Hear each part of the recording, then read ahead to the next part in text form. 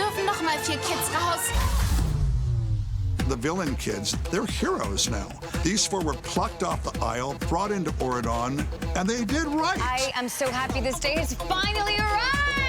In the first film, they were kind of like bad with the intentions of hurting the good people. In the second film, they think maybe we're only good. And in the third film, it's like, no, you can be everything. We are no longer ashamed of where we come from. We're back in their neighborhood, waking up the aisle and bringing the good news. We're basically telling all the villain kids we all are gonna be able to get our chance now. So that's sort of where we start out. Come on. I think that Mal's relationship is changing with everyone because Mal's relationship with herself is changing so immensely. Well, her relationship with Evie is the same. She's her best friend, but as well, she has to get some space from her.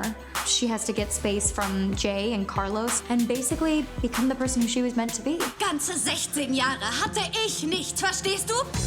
Since you last saw Jay, he really, I think, has found his place and found his meaning of what he wants to do and who he is as a person.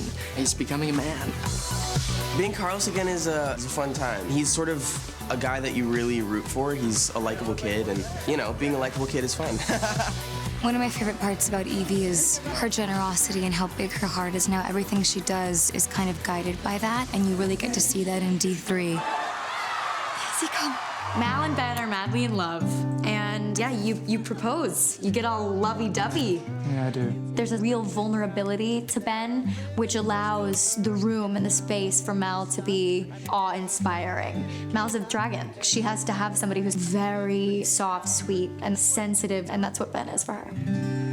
Down on my knees. Carlos and Jane are just the youngest couple, and it's so evident. They're still sort of infatuated with each other in like a very youthful, innocent way.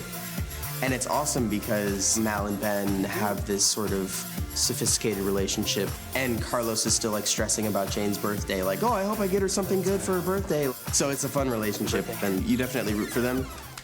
Okay, wer war an Janes Kuchen? So as we know, Evie and Doug have been very close since the first movie, but you know, they're in that moment in a relationship where you don't know if the other person loves you. Like, does he love me? Does he love me not? You really see her become the teenager that she is and have the breakdown that we all have when we're in love for the first time.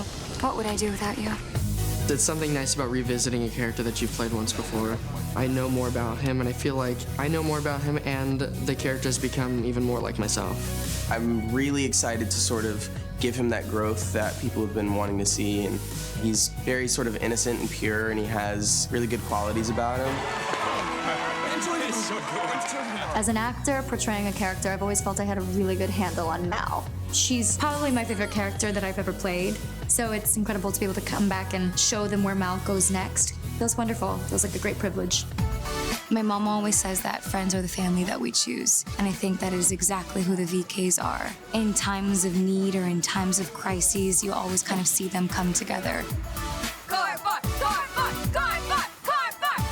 You get so invested, you fall in love with these people, and you feel like you live in this world with them, and you want to, as an audience member, be let in on the rest of it. And I feel like the third one is really like a big step into the rest of it.